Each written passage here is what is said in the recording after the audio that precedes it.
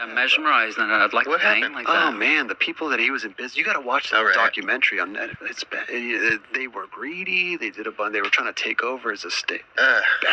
Bob Ross, though, legend. Maybe you want to start painting. That's how. You should start. I should. Yeah, you should start. At Amazon. You know, we talked about contests earlier and everything. Have you been following the Olympics? So building the whole.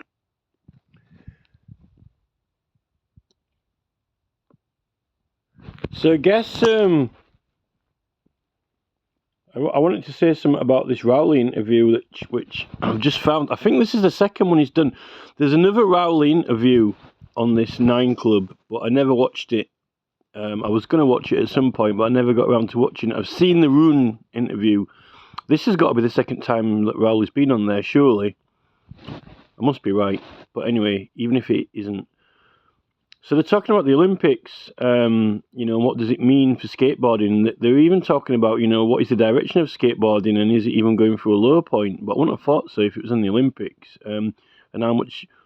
There's never been as many skateboards being sold. The average person, if you go in a Facebook group now, has got as many decks as you put on a shop wall,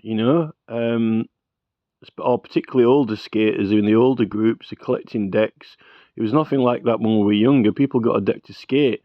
I don't think there were that many people got them to collect because you couldn't hardly really get them anywhere anyway.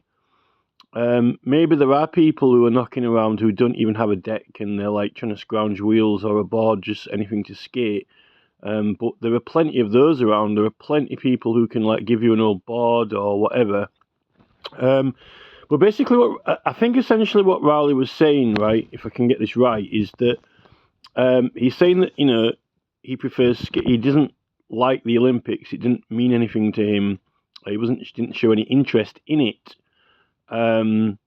Basically, and he thinks skateboarding is more of a lifestyle and a culture of the streets.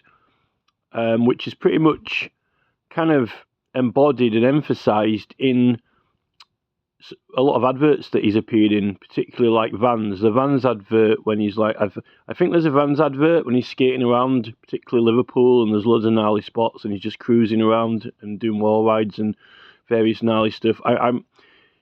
You can probably quote me on this, that I'm probably right that that's what Rowley kind of means, that more like that. But even so, that is an advertisement for Vans selling that, and he said, like, when what happens when the Olympics goes, when it's gone, is there anything left thereafter? When the stadium and some of the stadiums are temporary, some of the courses are temporary, other ones are permanent, like they use or utilise certain parks or whatever. I'm starting to think that the Olympics is just too big now. Starting to go too big.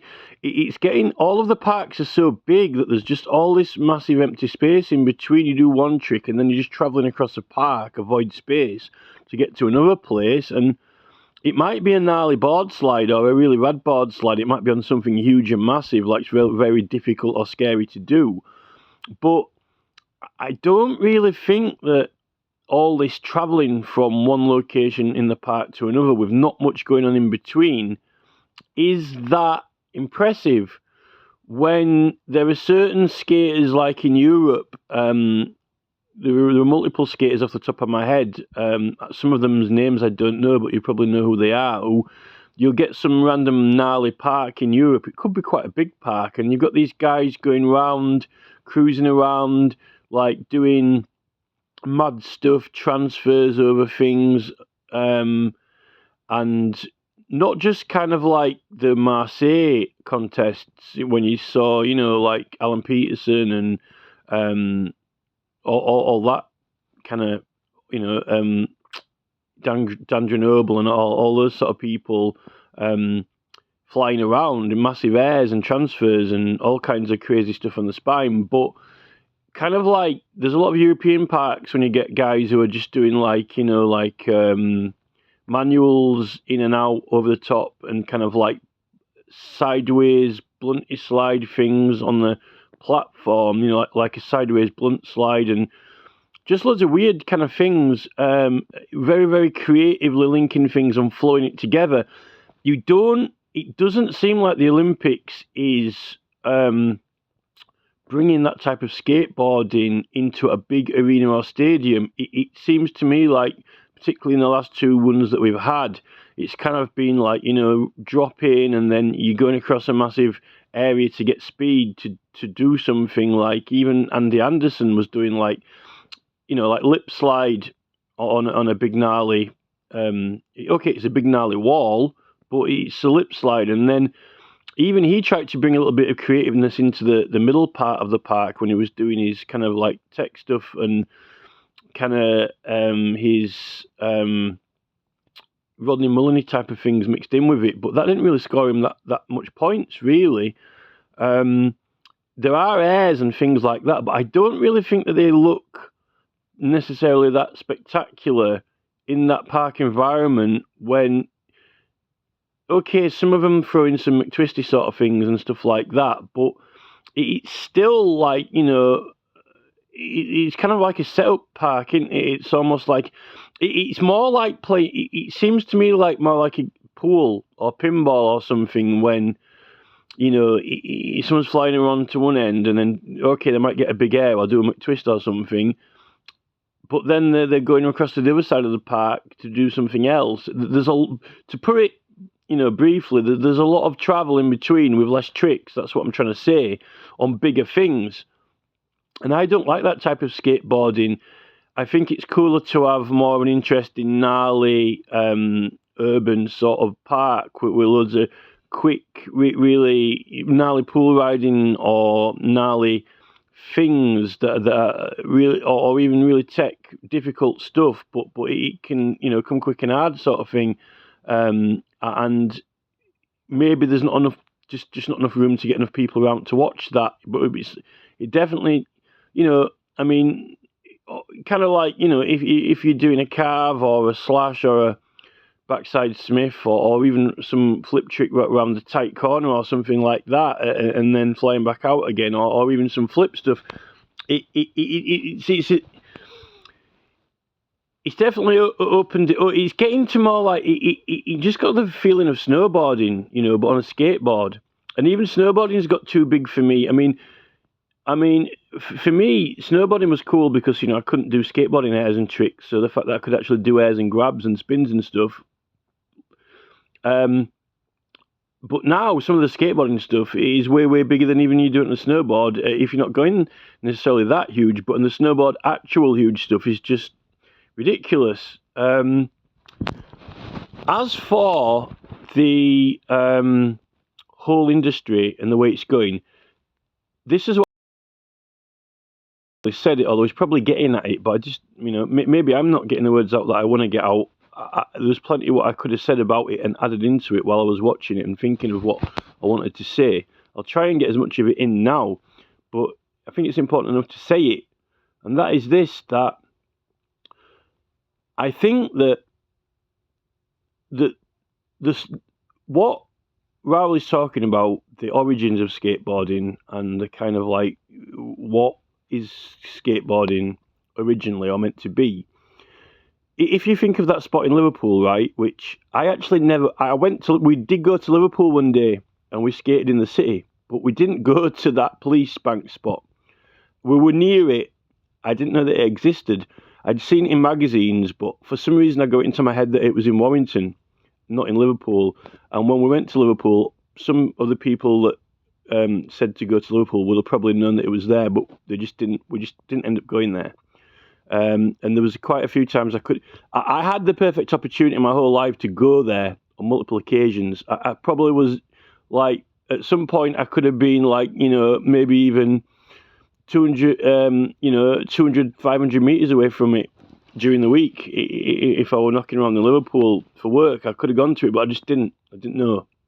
I didn't have the knowledge, the adequate knowledge.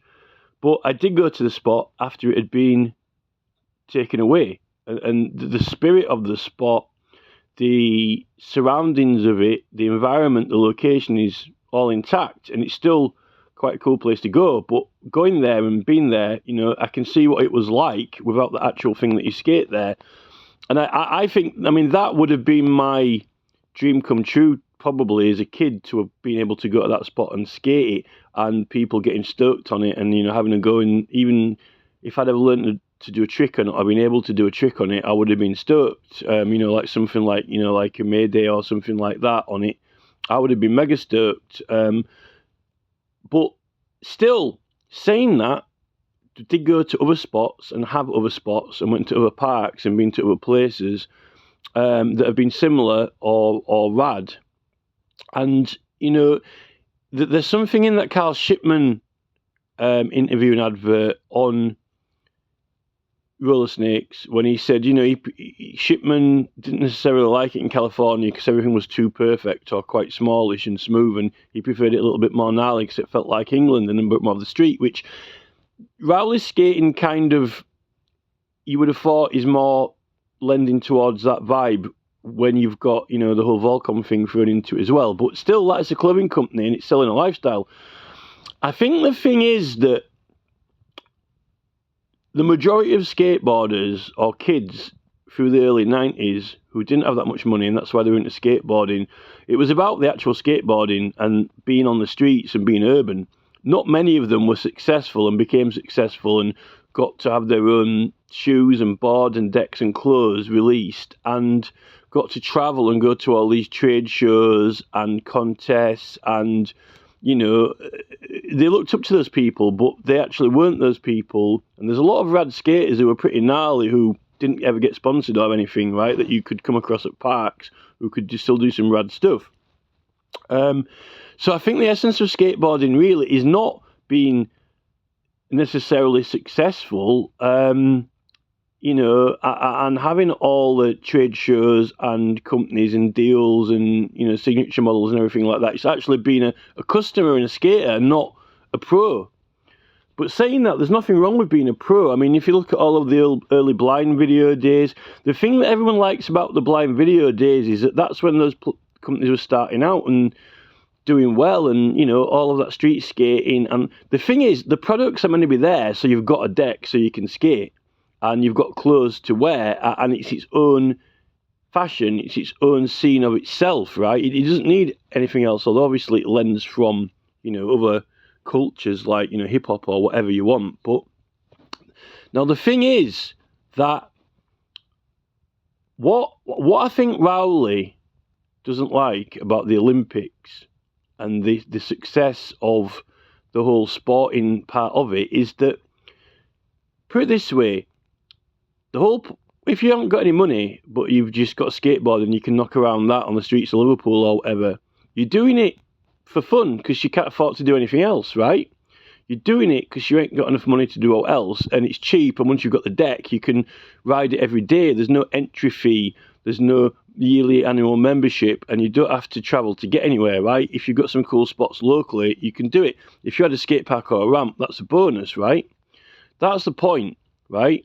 Now, if you get a load of lads together and then you're all doing it, so you're not doing it by yourself, then you've got a posse, right?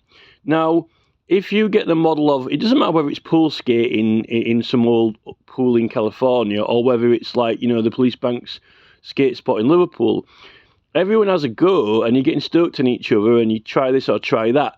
It is competitive, but only competitive that you want to try and be able to do it as well.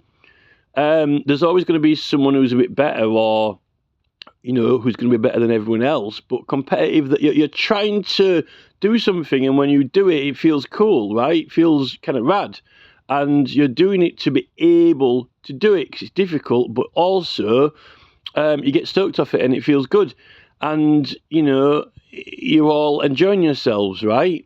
And, you can hear Jeff and some other skaters giving each other kind of encouragement and going, yeah, and that in a little bit of that footage from those Liverpool Banks, for example, right?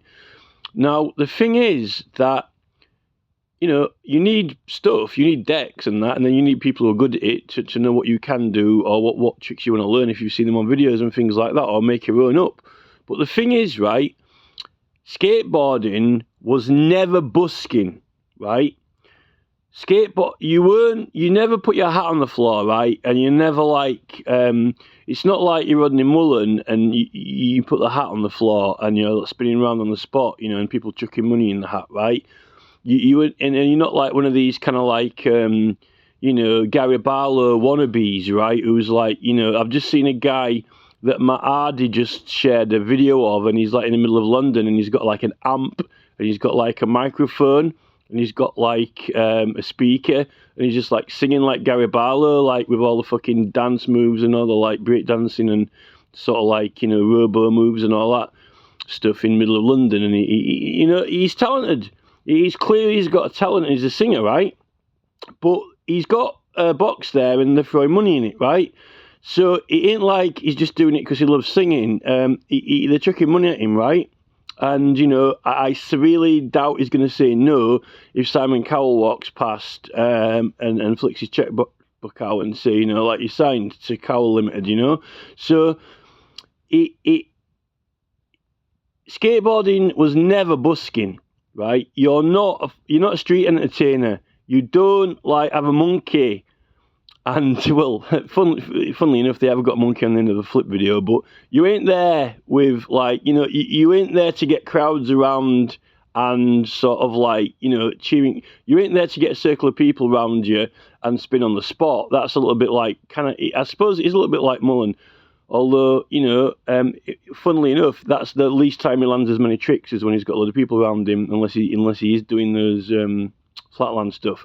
But, you know, it was about kind of like either by yourself, just for fun, you know, grinding a curb, or if you've got a ramp, or with your mates, someone has a go, then you take a turn, and then another person takes a turn, and you try to do this, or you're trying to learn it, or whatever.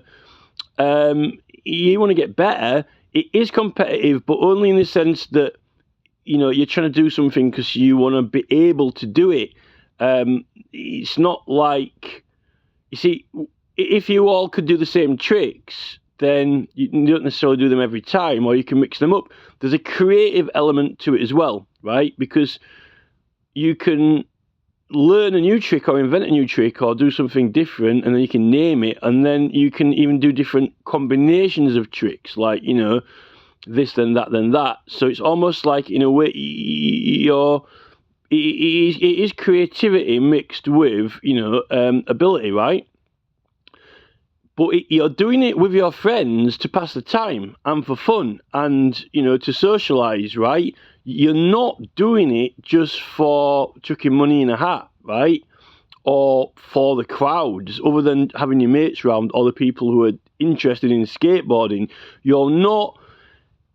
I don't think the goal of skateboarders was, you know, to get everyone in the town centre to start skateboarding. You were there because, you know...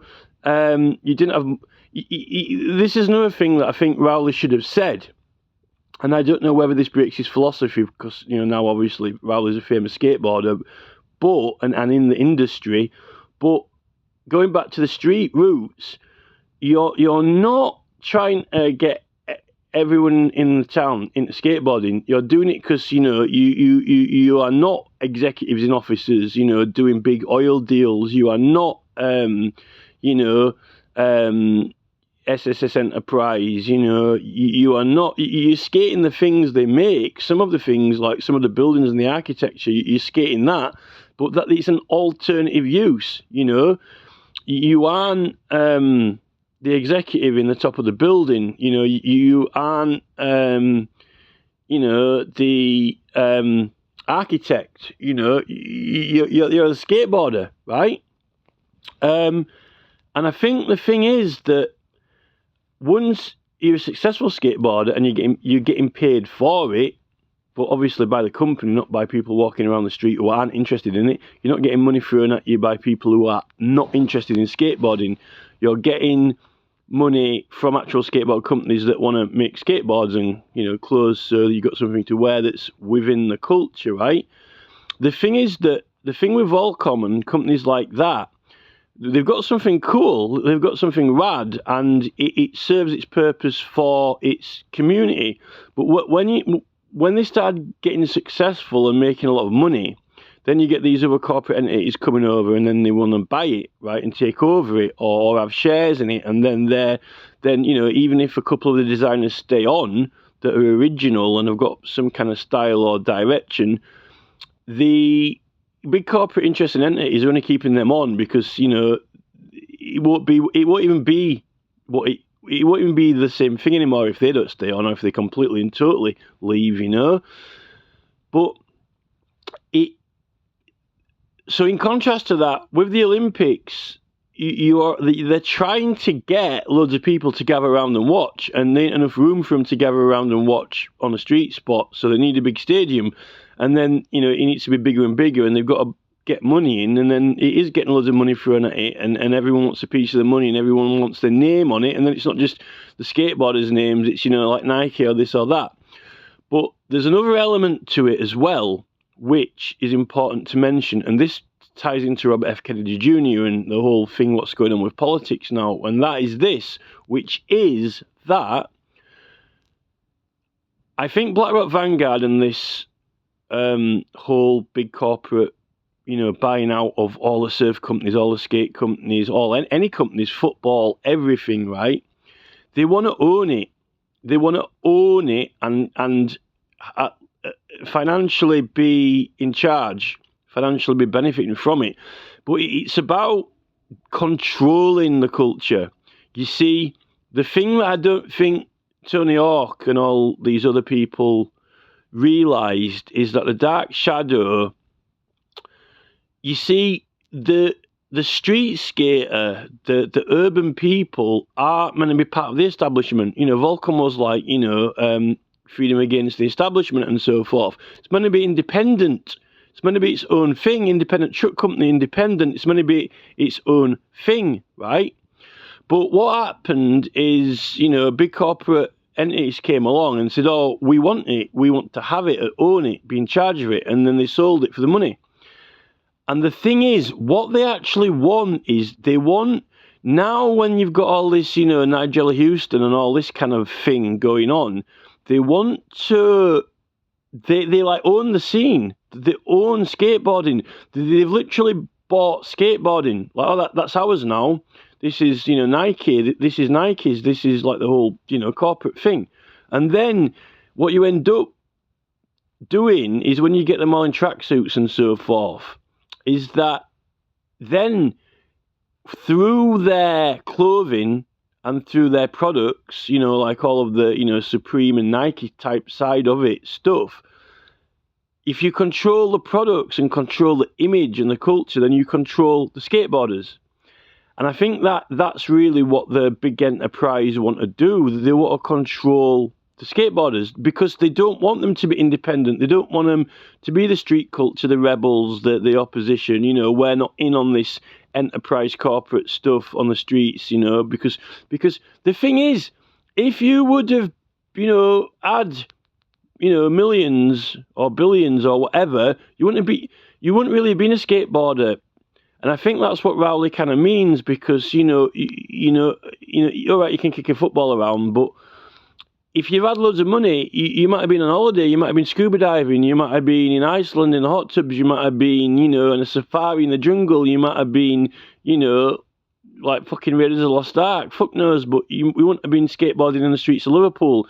You might have been like Branson, skydiving or in a hot air balloon, something that costs a lot of money. That's why skateboarders weren't necessarily like in snowboarders, because it was something more for people who had money, as opposed to skateboarding, But and I think this is the clash between, you've got people who've got loads of money, but they want to try and end up being cool, like on the street. In a way, Beckham's a little bit like that when he's knocking around in his, like, Tombola with his, like, Peaky Blinders kind of outfit. Oh, no, I'm from the streets, That's what happens to successful people, kicking a ball around 1 minute at Old Trafford, and then the next thing they're, turning up in, in Peru, and everyone's like flocking around them like Michael Jackson or whatever, like they're known across the planet. So, in a way, skateboarding only exists and only really was there because you weren't doing all those things, right? But now, it seems to be like, Now, the thing is, this is another important element to throw into that as well, another layer over the top of it, which is this, right? Skateboarding is extremely difficult to be good, to be pro. I mean, like, to be, it takes a lot of courage to be pro on ramps, to go big, but also for the tech stuff, it's extremely difficult. And this is the thing that the powers that be, the establishment, the authorities, the, you know, whatever you want to call it,